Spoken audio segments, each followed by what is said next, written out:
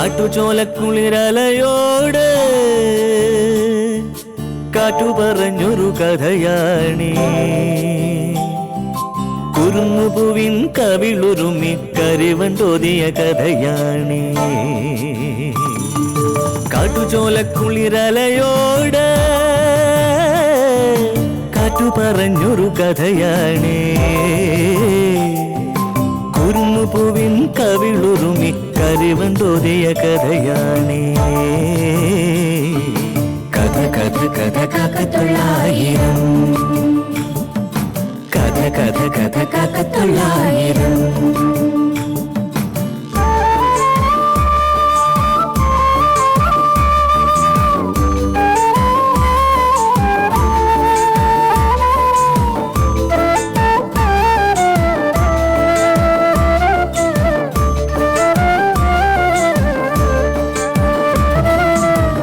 കടലിന്റെ തീരത്ത്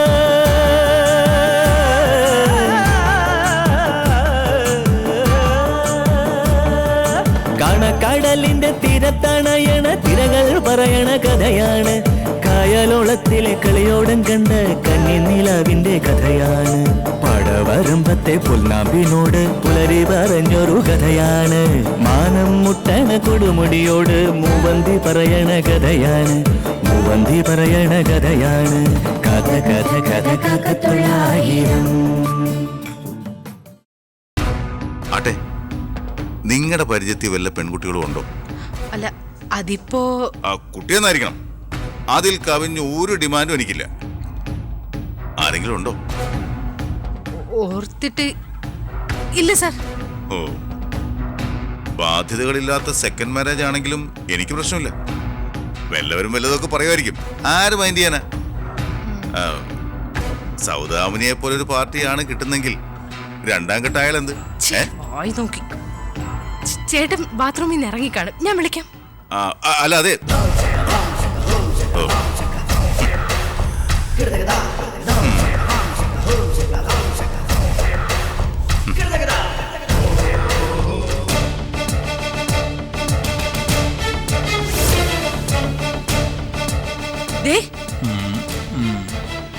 സാധനെ പറഞ്ഞു വിട്ടോ? സാധനല്ല, ചന്ദ്രദാസാ വന്നത്. ഞാൻ ഇവിടെ നീ പറഞ്ഞില്ലേ? നിങ്ങൾ ഇവിടെ ഉണ്ടെന്ന് അറിഞ്ഞുകൊണ്ട് തന്നെ അയാള് വന്നത്. അപ്പോ അടയൊന്നും അല്ല. ചന്ദ്രദാസ് അവിടെ വായും തുറന്നോണ്ട് നിപ്പോണ്ട്. ഇങ്ങോട്ട് വരുന്നതിന് മുമ്പ് അങ്ങോട്ട് ചെന്നേ. എന്താ ഞാൻ അയാളോട് പറയേണ്ടത്? അയാളോട് ഒന്നും പറയേണ്ടി വരില്ല. ഇങ്ങോട്ട് പറഞ്ഞോണ്ടിരിക്കല്ലേ പെണ്ണ് കെട്ടണം പെണ്ണ് കെട്ടണമെന്ന് ഒരേ പല്ലവിയാ. മറ്റാരെങ്കിലും ഒപ്പിച്ചു കൊടുത്തില്ലെങ്കിൽ അയാൾ എന്നെ കയറി കെട്ടുമെന്നാ ഇപ്പൊ എന്റെ പേടി. സൗദാമിനി, ഉരുണ്ട് കളിച്ചിട്ടൊന്നും ഒരു കാര്യമില്ല. നിങ്ങൾ പെണ്ണിനെ കണ്ടുപിടിച്ചു കൊടുക്കാതെ ചന്ദ്രദാസ് പിന്മാറുന്ന ഒരു ലക്ഷണവും ഇല്ല. എവിടുന്നെങ്കിലും ഒരെണ്ണത്തിനെ കണ്ടുപിടിച്ചു കൊടുത്തേ പറ്റൂ. ചെല്ല്. ഇയാള് എന്നെ കൊണ്ടേ പോകൂ.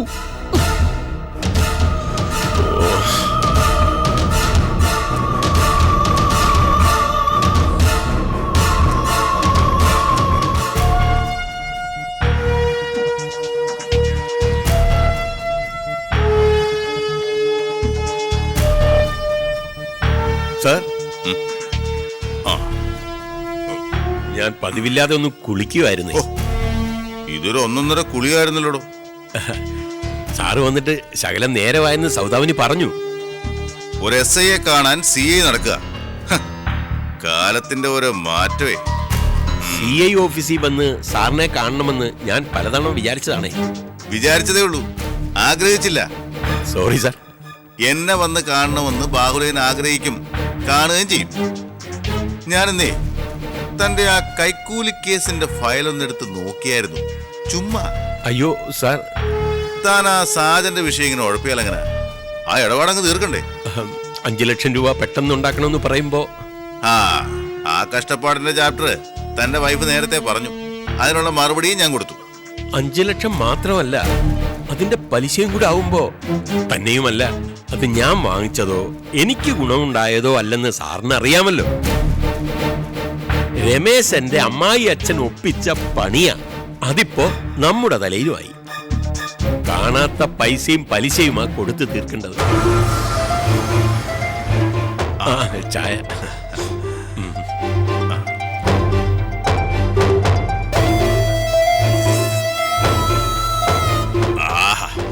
ഇതാണ് ചായ. കുടിക്കുന്നെങ്കിൽ ഇങ്ങനത്തെ ചായ കുടിക്കണം. സൗദാമിനി നല്ലൊരു കുക്കാണ് സാർ. ആഹാ. ആവശ്യമില്ലാത്ത ഒരു കാര്യം പറഞ്ഞോണ്ട്. ഓ ഉം. അതുകൊണ്ട് സാർ ഇടപെട്ട് ആ ബ്ലേഡുകാരന്റെ എമൗണ്ട് ഒന്ന് കുറപ്പിച്ചാൽ ഞാൻ എങ്ങനെയെങ്കിലും സെറ്റിൽ ചെയ്യാമായിരുന്നു. ആ പണത്തിന്റെ ഉത്തരവാദിത്തം ഞങ്ങൾ ഏറ്റെടുക്കേണ്ട ഒരു കാര്യമില്ല സാറേ. ഞാനത് പറഞ്ഞു. ആ, പക്ഷെ ആധാര സാധനയിലല്ലേ മാഷ് ഒപ്പിട്ട് കൊടുത്ത മുദ്രപത്രവും ഉണ്ട്.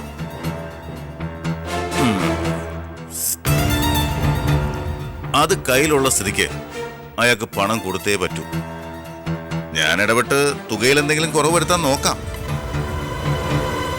ബാഹുലേയന്റെ കാര്യമാവുമ്പോ എനിക്ക് കണ്ടില്ലെന്ന് വെക്കാൻ പറ്റില്ലല്ലോ. ഞാൻ അടുക്കളയിലോട്ട് ചെല്ലട്ടെ. കണ്ണ് തെറ്റിയ പൂച്ച കയറും. ഒരു കണ്ടം പൂച്ച ഇവിടൊക്കെ കറങ്ങി നടക്കുന്നുണ്ട്. ഓ, ആ, അപ്പോ നമുക്ക് നമ്മുടെ വിഷയത്തിലേക്ക് വരാം. എന്തായി ഞാൻ പറഞ്ഞ കാര്യം?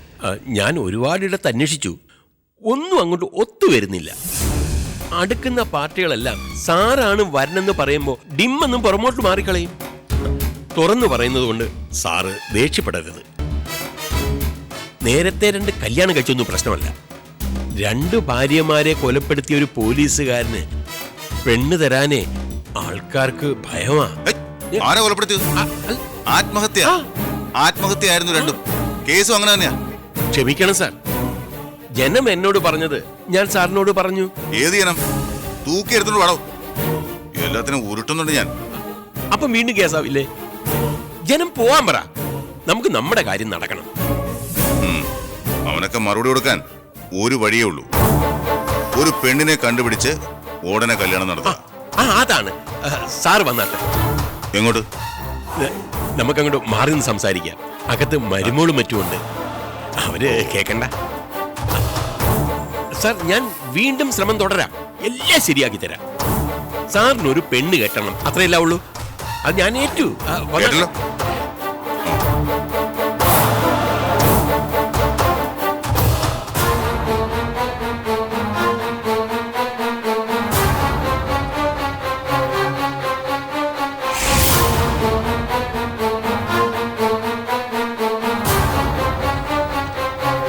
അതെ, നല്ല സ്വഭാവ ഗുണമുള്ള പെണ്ണായിരിക്കണം. കൊളുത്തി വെച്ച നിലവിളക്ക് പോലെ ഇരിക്കണം കണ്ട. അതിനുള്ള യോഗ്യതയൊക്കെ എനിക്കില്ലടോ. പിന്നെ സർക്കിൾ ഇൻസ്പെക്ടർ എന്ന് വെച്ചാൽ ചില്ലറ കാര്യമാണോ? പോരാത്തതിന് നല്ല ഗ്ലാമറും. പിന്നെ സ്ത്രീധനമായിട്ട് യാതൊന്നും വേണ്ട. സ്വർണം പോലും ആവശ്യമില്ല. ഏതെങ്കിലും പാവപ്പെട്ട വീട്ടിലെ കുട്ടിയായാലും ഓക്കെ. ആഭരണങ്ങളും കല്യാണ ചെലവും ഒക്കെ ഞാൻ ഏറ്റു. ദൈവം സഹായിച്ച് അതിനുള്ള വകയുണ്ടല്ലോ. പിന്നെ ഇനി ഈ പറഞ്ഞ ചുറ്റുപാടൊന്നും ഒത്തു വന്നില്ലെങ്കിൽ ഫ്രഷ് വേണമെന്നില്ല. ബന്ധമൊഴിഞ്ഞ പാർട്ടി ആയാലും മതി.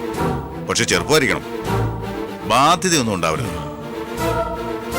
തനിക്കറിയാവോ, വരുന്ന മാസം 20-ാം തീയതിക്ക് മുമ്പ് കല്യാണം നടന്നില്ലെങ്കിൽ അടുത്ത കാലത്തൊന്നും അതിന് യോഗമില്ലെന്നാ ജോത്സ്യർ പറയുന്നേ. ജോത്സ്യരെ തല്ലണം. താനെന്താ ആലോചിക്കുന്നത്? അല്ല, 20-ാം തീയതി വരെ സമയമുണ്ടല്ലോ, അതിനുള്ളിൽ നമുക്ക് സംഘടിപ്പിക്കാം സാറേ. എങ്ങനെയെങ്കിലും സാറിന്റെ കല്യാണം നമ്മൾ നടത്തിയിരിക്കും. സമാധാനമായിട്ട് പോണം. ഞാനല്ലേ ഏറ്റത്. സാർ ഇങ്ങോട്ട് വന്നാട്ടെ സാറേ.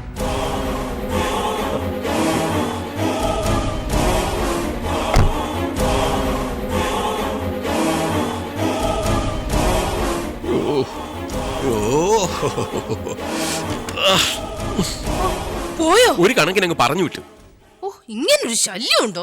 നിങ്ങളുടെ ഡിപ്പാർട്ട്മെന്റ് ഇത്തരം ചില ഞരമ്പ് രോഗികളാ പേരുദോഷം ഉണ്ടാക്കുന്നത്. അല്ല, എങ്ങനെ ഒഴിവാക്കി വിട്ടു? ഇപ്പൊ പോയെങ്കിലും അതൊരു ഒഴിയാ ബാധയാ എന്റെ സൗദാമിനി. ആ CI SI കൊണ്ടേ പോവൂ. എപ്പ കണ്ടാലും അയാൾ ആദ്യമേ തുടങ്ങുന്നത് ബ്ലേഡ് സാറിന്റെ കാര്യം പറഞ്ഞോണ്ടാ. രണ്ടാമത് എന്റെ കൈക്കൂലി കേസ് എടുത്തിടും. ശരിക്കും ബ്ലാക്ക് മെയിലിംഗ്. നമുക്കൊരു മറുത്തു പറയാൻ പറ്റുമോ? എന്റെ ദൈവമേ, തല കൊണ്ടുപോയി അയാളുടെ കക്ഷത്ത് വെച്ച് കൊടുത്ത അനുഭവമായി പോയി. അല്ല, ഇനിയിപ്പോ എന്ത് ചെയ്യും?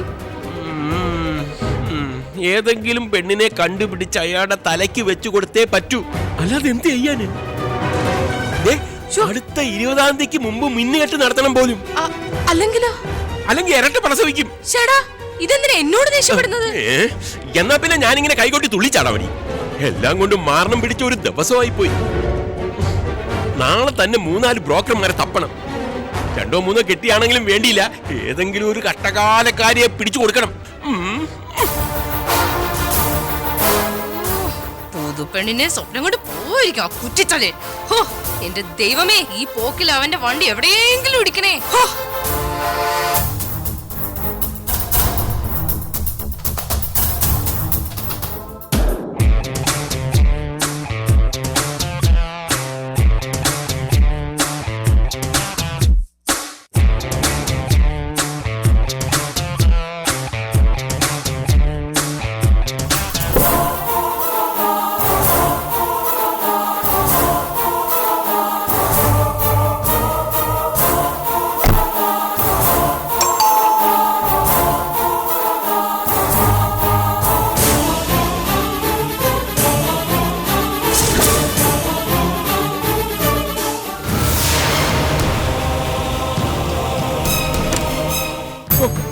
സാറ് പോയില്ലായിരുന്നു? അതെ, ഒരു കാര്യം പറയാനുണ്ട്. എന്താ സാറേ? വാ. വാടോ. ബാഹുലേനും ഭാര്യയും കൂടി അകത്ത് നടത്തിയ ഡിസ്കഷൻ എന്താണെന്ന് എനിക്ക് ഊഹിക്കാം. ഞാൻ തനിക്കൊരു ഏണിയാവൂന്ന് തോന്നുന്നുണ്ടല്ലേ? അങ്ങനെ ഒന്നുമില്ല സാറേ. അങ്ങനെയൊക്കെ ഉണ്ടോ? ഏതായാലും ഞാൻ തനിക്കൊരു പാറയായി തുടരാൻ ആഗ്രഹിക്കുന്നില്ല. എനിക്ക് വേണ്ടി പെണ്ണന്വേഷിച്ച് ബാഹുലേൻ അലയണ്ട.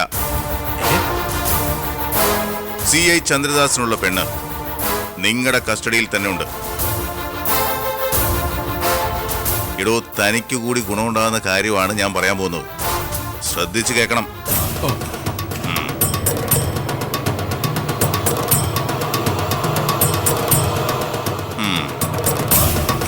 തന്റെ മകൻ രമേശന്റെ ഭാര്യയുടെ പേരെന്താ? ഗീത. ഓക്കെ. ഗീതയുടെ അനിയത്തി ഒരുത്തിയില്ലേ, ഈ ഒളിച്ചോടിപ്പോയി പേദോഷമുണ്ടാക്കിയ സാധനം? എന്നെ ഒരിക്കൽ ബാഹുലയം പരിചയപ്പെടുത്തി തന്നിട്ടുണ്ട്. അവളുടെ പേരെന്താ? ഗംഗ. ഗംഗ. അവളിപ്പോ തനിക്കും സൗദാമിനിക്കും വലിയ ശല്യവും ബാധ്യതയാണെന്ന് എനിക്കറിയാം. എന്താ, ശരിയല്ലേ? ആ ശല്യം ഞാൻ ഒഴിവാക്കി തരാം. അവളെനിക്കും കെട്ടിച്ചാടോ.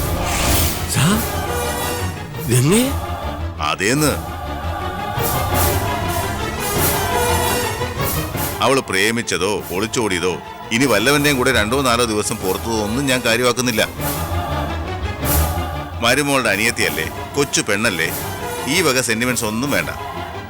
പെണ്ണിന്റെ സ്വത്തടിച്ചെടുക്കാൻ വേണ്ടിയല്ലേ താൻ അവളെ സഹിക്കുന്നത്. എനിക്ക് ഗംഗയെ മാത്രം മതി. അവളുടെ സ്വത്തിന്റെ ഒരു പങ്ക് പോലും, ഒരു നയാ പൈസ പോലും വേണ്ട.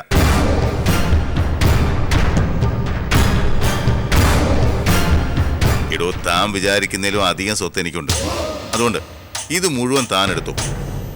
ഗംഗയെ മാത്രം എനിക്ക് താ.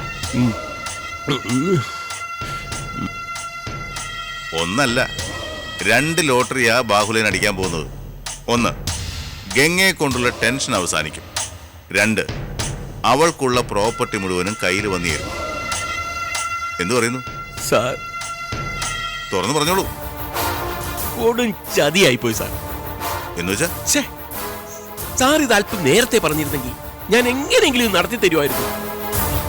ആ പെണ്ണിനെ പിടിച്ച് കയ്യിൽ വെച്ച് തരുമായിരുന്നു. ഇപ്പൊ എന്ത് പറ്റി? ഇന്ന് രാവിലെ ആ ഗിരിയുടെ അമ്മ വന്ന് ഗംഗയും പിടിച്ച് അവരുടെ വീട്ടിലേക്ക് പോയി. ഇന്നലെയെങ്കിലും സാർ ഒരു സൂചന തന്നിരുന്നെങ്കിൽ ഞാൻ അവളെ വിടത്തില്ലായിരുന്നു. നല്ലൊരു അവസരം കൈവിട്ടുപോയി. ഗോൾ മുഖത്ത് വരെ വന്നിട്ട് പന്ത് കൈവിട്ട പോലെ ആയിപ്പോയി. അതെവിടെ? ഗോളടിക്കാൻ ചന്ദ്രദാസ് ആഗ്രഹിച്ച സ്ഥിതിക്ക് അടിച്ചിരിക്കും. തെന്നിപ്പോയ പന്ത് താൻ തിരിച്ചു പിടിച്ചോണ്ട് വരണം. ബാഹുലയം വിചാരിച്ച ഗംഗയെ എങ്ങനെയെങ്കിലും ഇങ്ങ് കൊണ്ടുവരാൻ കഴിയും. അതെ, ആ തള്ള വലിയ പൊണ്ണക്കാര്യവും പറഞ്ഞുകൊണ്ട് അവളെ എതിരേറ്റുകൊണ്ട് പോയിരിക്കുക. അവരാണെങ്കിൽ ചിറ്റ പുള്ളിയാണ് താനും. അതിലും വലിയ പുള്ളിയല്ലേ താൻ. ബാഹുലയെ മനസ്സ് വെച്ചാ ഗംഗയെ അവിടെ നിന്ന് പുകച്ച് പുറത്തിയടിക്കാൻ പറ്റും. ഇനി അത് നടക്കുമെന്ന് തോന്നുന്നില്ല സാറേ. എന്നാ പിന്നെ വേറെ ഏതെങ്കിലും പെണ്ണെ താൻ എനിക്ക് സംഘടിപ്പിച്ചതാ. പെട്ടെന്ന് വേണം. അടുത്ത മാസം 20-നുള്ളിൽ എന്റെ കല്യാണം നടന്നിരിക്കണം.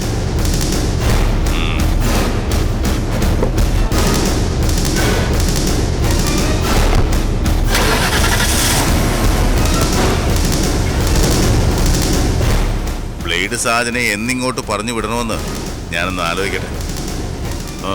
മറ്റെന്തോ ഒരു കാര്യം മറന്നുപോയല്ലോ. ആ, തന്റെ കൈക്കൂലി കേസിന്റെ ഫയൽ എവിടെ വെച്ചു എന്ന് ഇപ്പൊ ഓർത്തു. അല്ല, ആ, കാണാം സാറേ.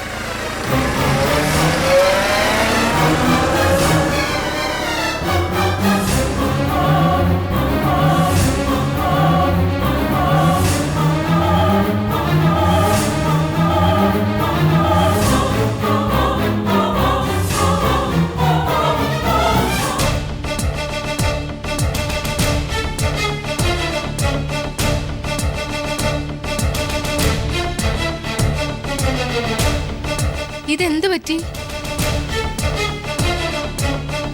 ആരാ ഇപ്പൊ വന്നിട്ട് പോയേ? ആരാ ഇപ്പൊ വന്നേന്ന്? ഞാനൊരു ആന മണ്ടത്തരം കാണിച്ചു സൗദാമിനി. ഇനി പറഞ്ഞിട്ട് കാര്യവുമില്ല. കൂട്ടിക്കിടന്ന കിളി പറന്നു പോയില്ലേ.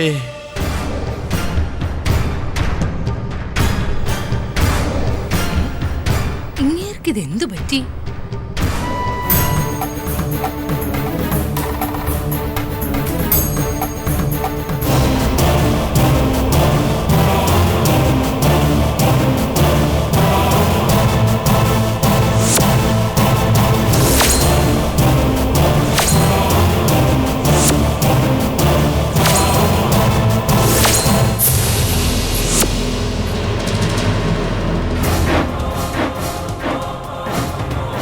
അതെ, നിങ്ങൾക്ക് ശരിക്കും എന്താ പറ്റിയേ? വന്നിട്ട് പോയത് ആരാ? എന്തു മണ്ടത്തിനും പറ്റിയെന്നാ പറഞ്ഞേ? ഏത് കിളിയാ പറന്നു പോയത്? എല്ലാം പോയി സൗദാമിനി. ഇങ്ങനെ കിളി പോയി നിൽക്കാതെ കാര്യം എന്താന്ന് പറ. വന്നത് ചന്ദ്രദാസ, CI. ഗംഗയെ പാക്ക് ചെയ്ത് വിട്ടതാ പറ്റിയ മണ്ടത്തരം. എടി, ചന്ദ്രദാസ് ഗംഗയെ കെട്ടാൻ റെഡിയായിരുന്നത്ര. ഇതിന്റെ ഡബിൾ ഞെട്ടല ഞാൻ ഞെട്ടിയത്. എന്നാലും എന്റെ ദൈവമേ, ദൈവങ്ങളെ മുഴുവനും ഞാൻ വിളിച്ചു കഴിഞ്ഞു. വലിയ പറ്റായി പോയി പറ്റിയത്. ഞാൻ ആ അർത്ഥത്തിലല്ല മനുഷ്യ ദൈവത്തെ വിളിച്ചത്. എങ്ങും പെണ്ണ് കിട്ടാതെ വന്നപ്പോ നിങ്ങളുടെ CIക്ക് വട്ട് പിടിച്ചോന്നാ ഞാൻ ഓർത്തത്. ഗംഗയെ അങ്ങനെ അങ്ങ് അയാൾക്ക് കെട്ടിച്ചു കൊടുക്കാൻ പറ്റുമോ? അവര് തമ്മിൽ എത്ര പ്രായ വ്യത്യാസമുണ്ട്? ഒരു 10-15 വയസ്സിന്റെ വ്യത്യാസം കാണും. 15? കുറഞ്ഞതൊരു 25 വയസ്സെങ്കിലും പ്രായ വ്യത്യാസം ഉണ്ടാവും. അത്രയും മൂപ്പുള്ള ഒരുത്തന്റെ കാര്യം പറയാൻ പോലും നമുക്ക് പറ്റുമോ? ഗംഗയോ ഗീതയോ അതിനെ സമ്മതിക്കേയില്ല. എടി, മാക്സിമം പേരുദോഷം കേൾപ്പിച്ച ഒരു സാധനമായി ഗംഗ. അതിനെന്താ? അവളെ സ്നേഹിച്ചവന്റെ തള്ള വന്നല്ലേ കൂട്ടിക്കൊണ്ടുപോയത്? സ്നേഹിച്ചെന്നല്ലാതെ അവരുടെ കല്യാണമൊന്നും കഴിഞ്ഞില്ലല്ലോ. ആ തെണ്ടി ഗൾഫിലാണ് പോലും. ആർക്കറിയാം? ഇതേ കേരള പോലീസിലെ സർക്കിൾ ഇൻസ്പെക്ടറാ. നാളത്തെ DYSP ആവും ചന്ദ്രദാസ്. അതിന്റെ ഒരു പത്രാസും പദവിയും ഒന്നും വേറെയാ. 2 തലമുറക്കുള്ളത് ഇതിനോടകം അയാൾ സമ്പാദിച്ചിട്ടുണ്ട്. അത്രയും പോരെ ഈ തൂങ്ങിച്ചത്ത മാധവ് മാസ്റ്റർ പിഴച്ച സന്തതിക്ക്? അതിന് നിങ്ങൾ ഇവിടെ കിടന്ന് എന്നോട് കുരയ്ക്കുന്ന എന്തിനാ? അവൾ എന്തായാലും പോയില്ലേ? കൊല ചതിയായിപ്പോയി. അവളെ നേരത്തെ വിടണ്ടായിരുന്നു. ആ CAക്ക് എന്നോട് ഈ മോഹം പറയാൻ തോന്നാതിരുന്നത് നമ്മുടെ കാലക്കേടാടി. കാലക്കേടോ? ഗംഗയുടെ സ്വത്തിന്ന് ചില്ലി കാശു പോലും വേണ്ടെന്നാ ചന്ദ്രദാസ് പറഞ്ഞത്. മുഴുവനും നമ്മൾ എടുത്തിട്ട് പെണ്ണിനെ കെട്ടിച്ചു കൊടുത്താ മതിയത്രേ. അങ്ങനെ പറഞ്ഞു? അതല്ലേ ഞാൻ ഈ ടെൻഷൻ അടിക്കുന്നത്. യുദ്ധം ചെയ്തിട്ടാണെങ്കിലും അവളെ അയാൾക്ക് പിടിച്ചു കൊടുത്തിരുന്നെങ്കിൽ നമ്മുടെ ബാങ്ക് അക്കൗണ്ട് നിറഞ്ഞു തുളുമ്പുമായിരുന്നു. അല്ല, നേരത്തെ 2 കല്യാണം കഴിച്ചവനാ ചന്ദ്രദാസ്. 2 ഭാര്യമാരെ കൊന്നുകളഞ്ഞെന്നാ കേൾവി. കേസും തേഞ്ഞു മാഞ്ഞു പോയി. 3ാമത് കെട്ടുന്ന എവളെയും കുറച്ചാൾ കഴിഞ്ഞ് അയാൾ തട്ടുമായിരിക്കും. അത് ചന്ദ്രദാസിന്റെ ഒരു ഹോബിയാ. 2ാമത്തെ ബന്ധം ആലോചിച്ച് ഇണക്കി കൊടുത്തത് ഞാനല്ലേ. അതിന്റെ പേരിലല്ലേ അയാൾ പിന്നെയും എന്റെ പിന്നാലെ കൂടിയിരിക്കുന്നത്. അങ്ങനെ ചന്ദ്രദാസിനെ ഒതുക്കാമായിരുന്നു. ഗംഗയുടെ ഉപദ്രവവും തീർന്നു കിട്ടുമായിരുന്നു. പോയ ബുദ്ധി ആന പിടിച്ചാലും തിരിച്ചു വരുമോ?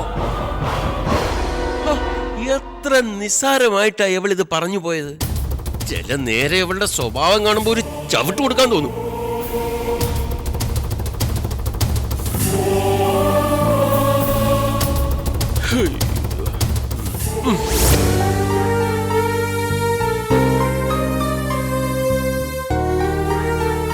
അയ്യോ മോളെ, അവിടെ നിന്നേ.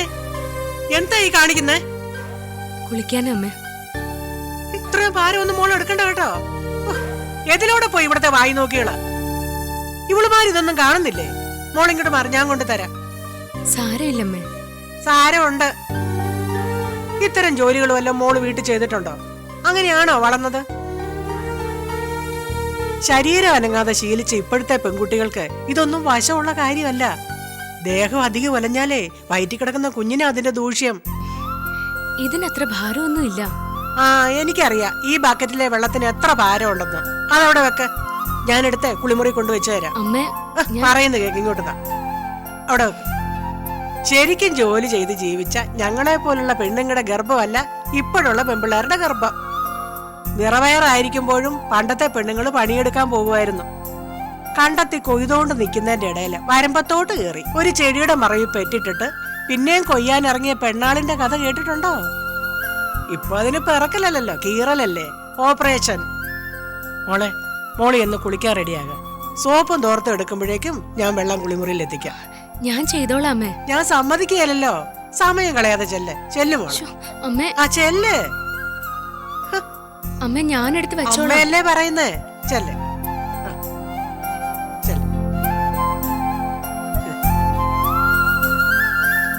അയ്യോ, അമ്മ അവളെ പുന്നരിക്കേണ്ട കാര്യമൊന്നുമില്ല. ഇത് കുറച്ച് കൂടുതലാ. അത് പിന്നെ ദോഷം ചെയ്യേ ഉള്ളൂ. ഗിരിയുടെ കാര്യം ചോദിച്ചറിയാനാ ശ്രമിക്കേണ്ടത്, അല്ലാതെ അവളെ മഹാറാണിയായിട്ട് വാഴിക്കല്ല. അതൊക്കെ അതിന്റെ പരുവം പോലെ ഞാൻ ചോദിച്ചോളാം. ആദ്യം പെണ്ണിനെ ഒന്ന് തഞ്ചത്തിലാക്കി എടുക്കട്ടെ. ഇക്കണക്കിന് പോയാ മിക്കവാറും അവൾ അമ്മയെ തഞ്ചത്തിലാക്കും. ഒന്ന് ഓടിയാവുന്നു.